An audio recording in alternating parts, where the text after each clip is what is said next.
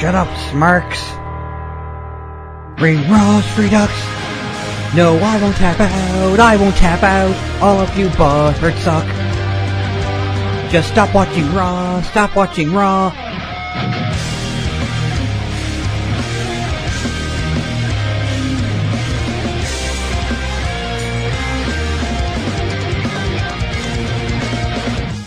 So, of course, we're going to start off with week 3 of Lucha Underground's Ultima Lucha Trace, which is hashtag Ultima Lucha 3. Well, I mean, Trace is 3, just in Spanish.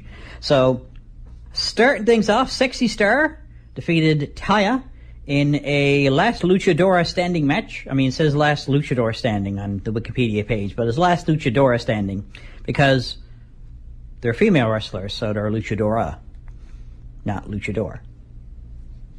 Radio Shrug? So, yeah. Oh, and what I found amusing while I was watching it, Matt Stryker, during the match, said something about, Sexy Star being the epitome of integrity, and Vampiro, a whole year ago, laughed. Almost as though he was able to foresee Triple Mania from a couple of months ago to see what was going to happen. Almost as though. But I just found that really funny. So, the commentary was on par, if not a little bit better than usual. And very enjoyable. Helped make the entire show more enjoyable. You were listening to Ring Rust Redux on Jabronology TV. And the second match was a trios match for the Lucha Underground Trios Championship. I should hope so. It's like, it's a regular tag team match for the trios title. So, what, 2 people are wrestling for the trios title? 2 people are wrestling for a belt that 3 people are going to be holding? Oh, it's a singles match for the trios? No, okay. 8-man tag? No. Alright, so it was the Mac, Dante Fox, and Killshot. So, Ultimate Opportunity, I guess we'll just call that particular tag team because the Mac won a unique opportunity, and it was something else to see Dante Fox and Killshot working together after just 2 weeks ago, earlier in Ultima Lucha Trace in week 1.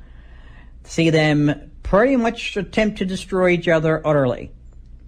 Like Superman, Lex Luthor kind of thing. Except probably more like Batman and Joker, but oh well.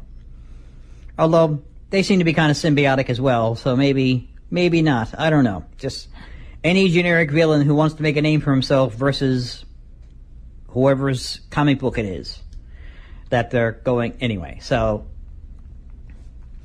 yeah, and they took on the champions, Snake Tribe, which was Drago, Pindar, and Vibora. Hope that's how you pronounce it. With Cobra Moon in their corner.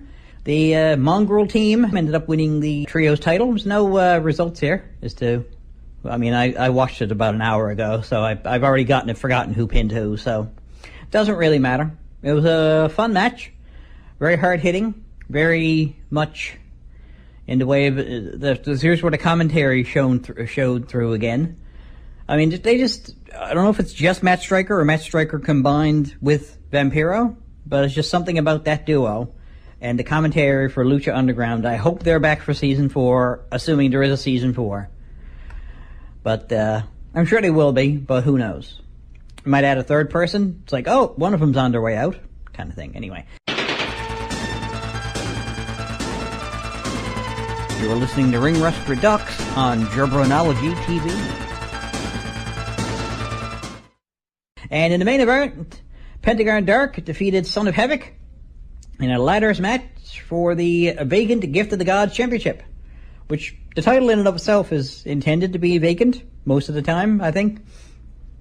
What you do is, you qualify. In the event that you don't know what a Gift of the Gods Championship is, basically it's a series of qualifying matches. 7, I'm guessing.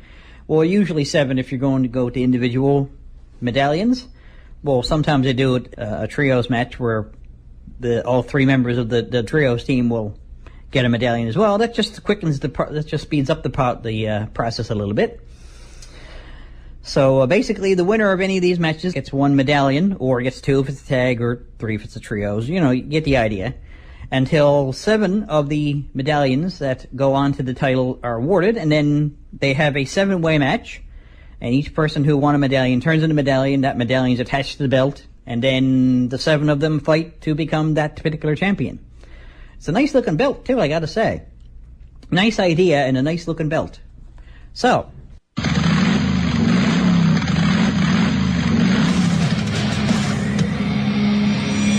the Club Kayfabe creative community, bringing together creative people from all walks of life and giving them a platform to show off their talents.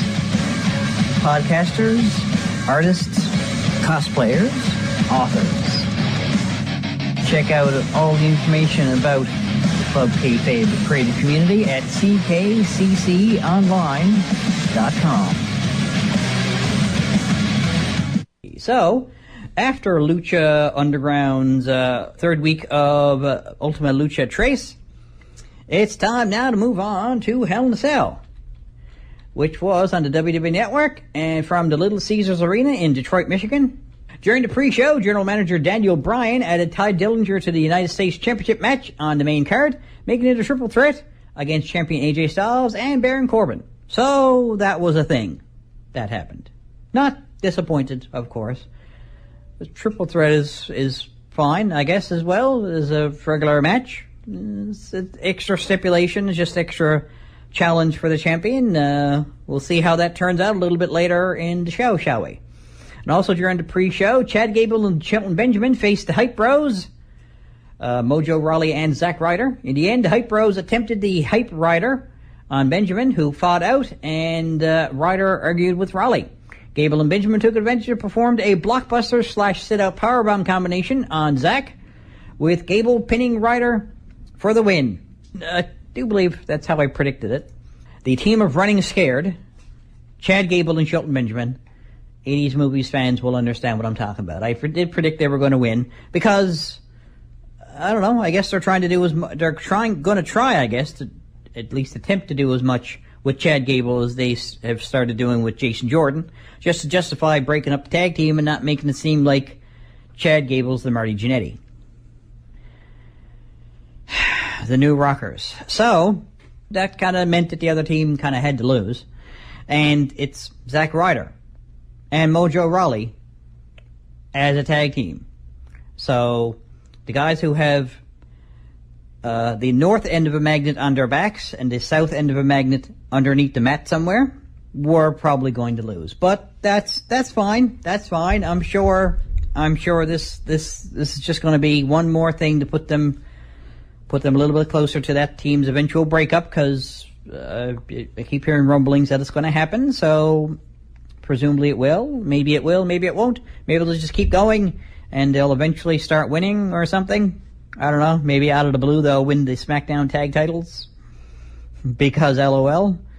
And maybe this will be the one thing that's just going to set it off. Maybe they'll have some little feud with Running Scared, and they'll just keep losing, and then it'll just set it off.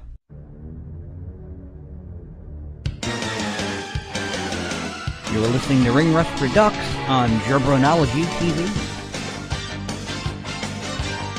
Now part of the Club Kayfabe creative community. So, back to Hell in a Cell from the WWE Network. The actual pay-per-view started with the New Day's Xavier Woods and Big E Langston defending their SmackDown Tag Team Championships against the Usos, Jimmy and Jay, in a Hell in a Cell match. The Usos performed a double Samoan splash onto a chair placed on top of Woods to regain the championship for a record third time. This was also the first time that the WWE Tag Team Championships were defended in a Hell in a Cell match. Yeah, because why would they stick with regular tag team rules? And they didn't specify, I don't think, that it was a tornado tag. I don't think. Never heard them say it. But then again, I had a really bad download. So, well, I mean, I heard pretty much everything that was being said. I just, wasn't. So anyway, I did call it that the New Day would retain their titles, but then again, that's what I do. I play it safe when it comes to championships. I say, mathematically speaking, the champion's going to retain.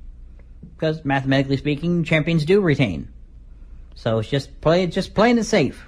And I'm not apologizing for it because, well, most of the time I'm right. So, I did see that the Usos probably would win the titles eventually.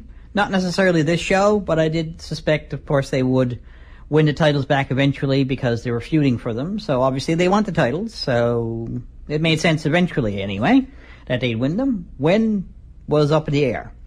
Not disappointed, not upset in any way, just I call it the other way, and that's not really how it happened. Well, I'm done with that now. You're listening to wrestling superstar, the Triple X Sex Express Sexy Eddie, and you're listening to Ring Rust, the one and only wrestling talk radio show. Kill the buckle. Meet my friendly knuckle. Oh, Don LaShmoo. Oh, my inside. Okay, guys, let's go. Hi, I'm Michael Christopher. And this is Gerald B. O'Neill. And we're the fraternity of the Provincial Wrestling Alliance. You're listening to Ring Rust on CHMR 93.5 FM. Our faculty lunch, and we're up through school. They call us nerds because we're so uncool. Now part of the Club Kayfabe creative community. So back to Hell in a Cell. My paper review from the WWE Network. The next match saw Randy Orton defeating Rusev as he attempted an RKO. Rusev countered and attempted his own accolade. And then Randy countered and executed an RKO on Rusev for the win. So it was, we're continuing this feud because, you got any better ideas? No, we don't want to hear them. We have the best ideas because we're the booking committee. So, and yeah. Well, it doesn't matter what the book ideas the booking committee has. They got to get it past the 3 or 4 other people who are in charge, who then say, yeah, we're going to do that. No, we're not going to do that. So, who knows? Maybe the booking committee does have better ideas for both Randy Orton and Rusev. And maybe a tag team match. Maybe a tag team run might even be better for them. Who knows?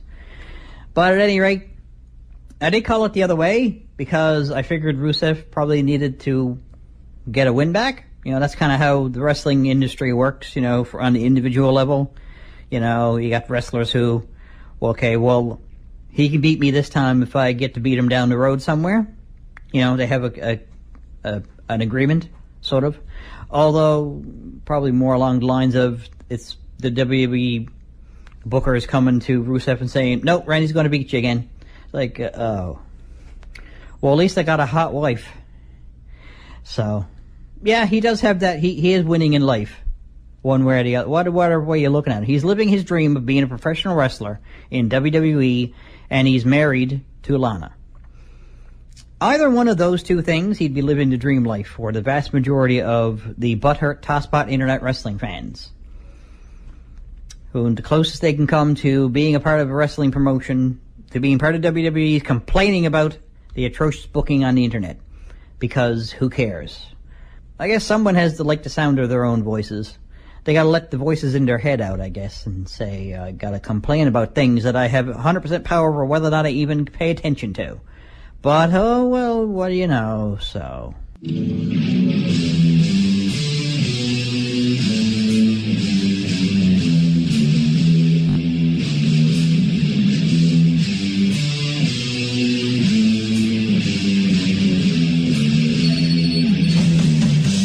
It's that time of year again. Time to get in your votes for the Ring Rust Year-End Top 50 Countdown, where I run down my favorite and your favorite wrestling-related songs and wrestling engine themes from 50 all the way to number 1.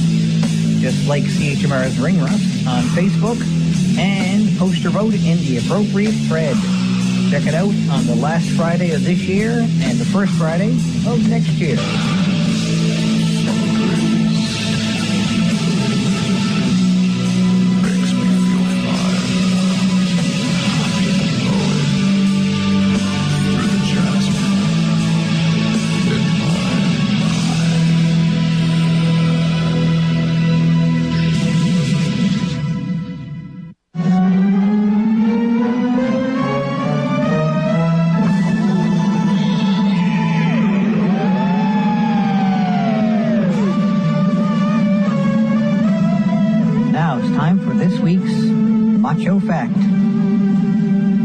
Savage has found the end of the rainbow.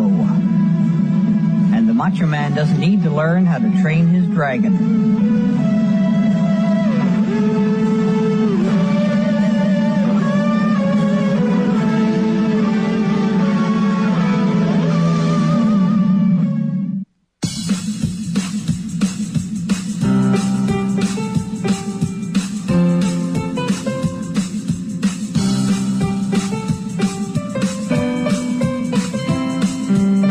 Like me on Facebook, tinyurl.com/ringrust. Follow me on Twitter @MarkJabroni.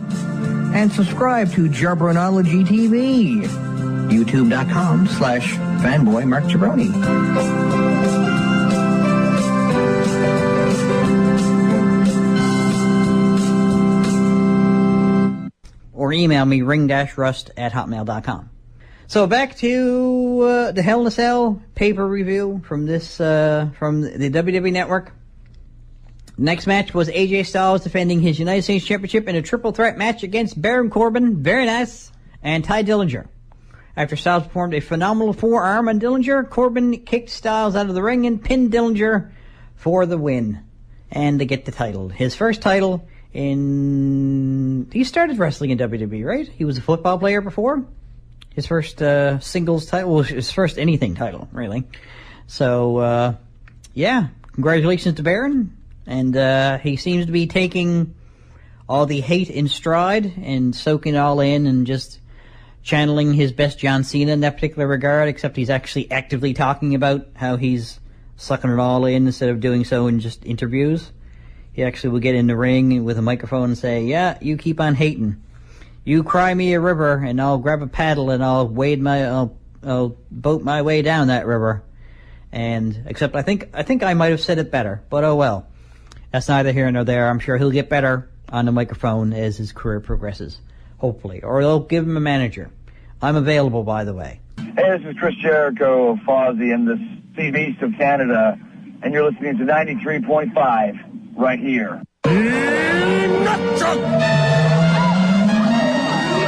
Taco Jim. Ooh, Sprickins is sexy. Well, boy, I tell you, that was the best dang kick in the head I ever did give. This is Fatboy Mark Jabroni. You are listening to Ring Rust, now part Club Kayfabe Creative Community. Next, Natalya defended the SmackDown Women's Championship against Charlotte Flair. In the end, Natty attacked Charlotte with a steel chair. Thus, Charlotte won by disqualification. However, Natalya retained the title. So the thing is, I called it. I mean, I don't quantify how someone defends their title. I just usually guess that they are going to defend their title. So I did guess that Natalya was going to retain her title. So I guess it's a bit of a question mark because I assumed, I guess, but you know, I supposed anyway that she was going to do so along at least somewhat of a straight and narrow. But oh well, what can you do? It would have been interesting, I think, to see Charlotte win the match, but I'm sure she'll be challenging for it along the line somewhere. And there's something about Charlotte. She's got that kind of a look, where sort of like Heather Graham, sort of like at the Anya Taylor-Joy. She was in Split and The Witch. So and Morgan was that the yes, okay. She played the title character in Morgan as well. That rather interesting, somewhat uncomfortable, actually, sci-fi movie from a couple of years ago. So, yeah. Not quite, not unattractive, but just sort of, what is it about this woman that I can't stop looking at her? Maybe I could just qualify under a mutant supermodel. Hey, what's up? This is referee Tony S., and you're listening to Ring Rust on CHMR. Now part of the Club Kayfabe Creative Community. So back to the Hell in a Cell pay-per-view on the WWE Network.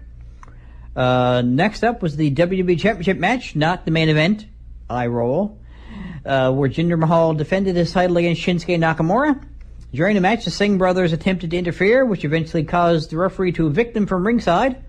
After that, Nakamura performed a Kinshasa on Mahal, only for Jinder to grab the bottom rope to avoid pinfall. As the champ attempted to escape through the crowd, Shinsuke brought him back to the ring, which allowed the modern-day Maharaja to perform a Kalas, I think, on the artist, eye roll, to retain the title. No, I'm not eye rolling the title defense. I'm eye rolling the artist.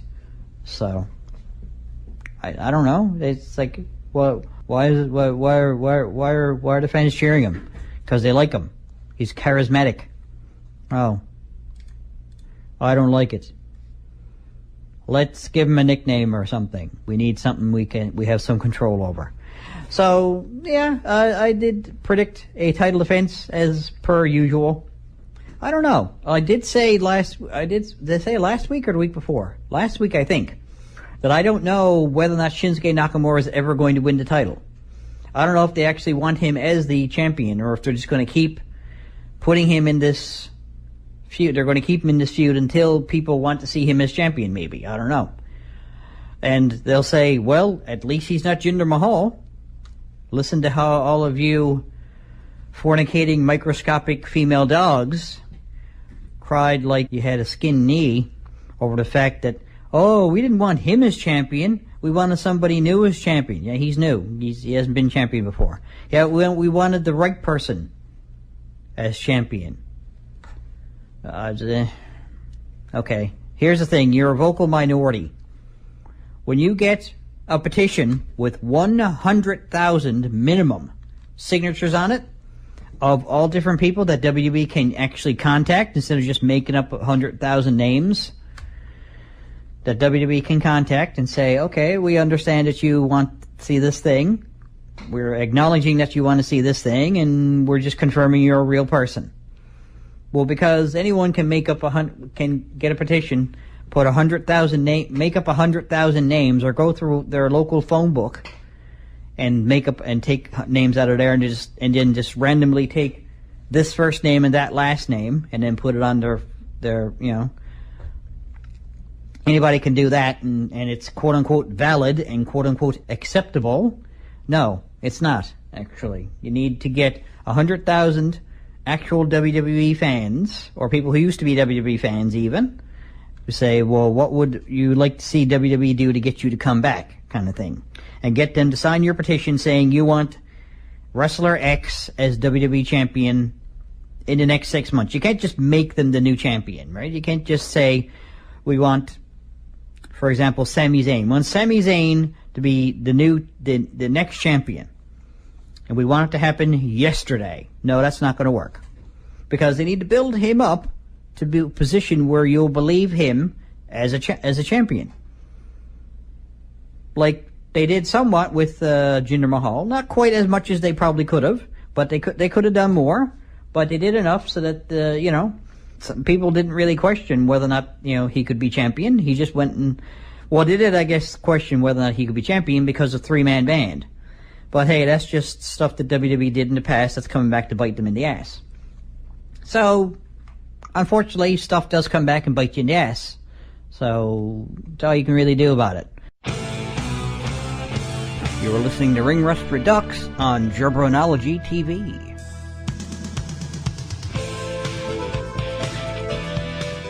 Now part of the Club Kayfabe creative community. It was Bobby Roode versus Dolph Ziggler up next. The match ended after a series of back-and-forth roll-ups, with Roode scoring the pin after holding Ziggler's tights. Immediately after the match, Dolph attacked Bobby with a zigzag. So, no, not with the cigarette paper thing. His finisher is Anyway.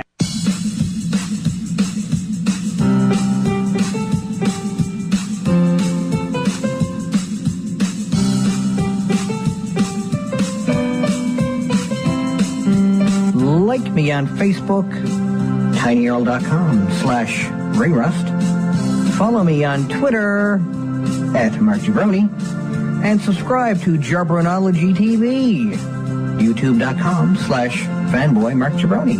A special request, not really wrestling related, but someone called in, possibly Shonda herself, Shonda Hopkins. And in the main event, Kevin Owens faced Shane McMahon in the Falls Count Anywhere Hell in a Cell match, which kind of, I guess maybe it was I guess that made it so that if the referee had chosen to follow them up the side of the cage, it could have ended up the top of the cage. It's like, what do you mean you're not going to come up with us? We're up here. I'm pinning him up here. Why don't you come up? No, I'm good down here. Thanks. I'll just... No, that's fine. No, that's okay. Towards the end of the match, Shane placed Owens on one of the announce tables and attempted to leap of faith from the top of the cell, but Sami Zayn appeared and quickly pulled Owens from the table, causing Shane to fall through the table himself.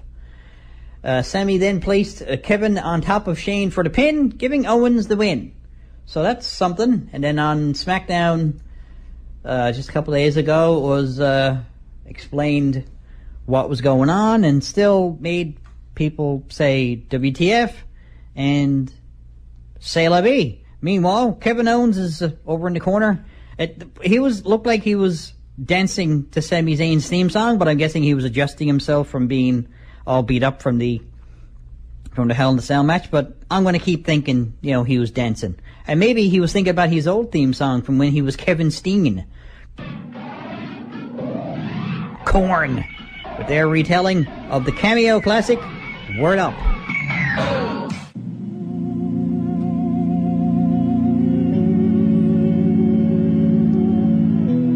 That's it for another show, kiddies. Check me out on Facebook, where you can keep track of all the news that's right on the mark, from around ringside to the latest concerts. See you at the shows. Later days.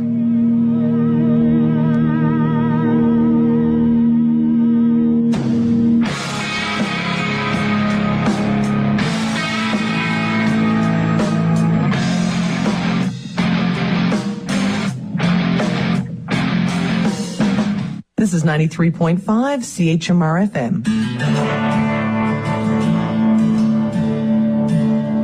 I Learned the Hard Way is the debut album from New Brunswick-born singer-songwriter Alicia Toner. Did I even cross your mind one time? I Learned the Hard Way is a powerful debut album showcasing Alicia Toner's soaring vocals and a collection of songs that are a captivating take on life and love.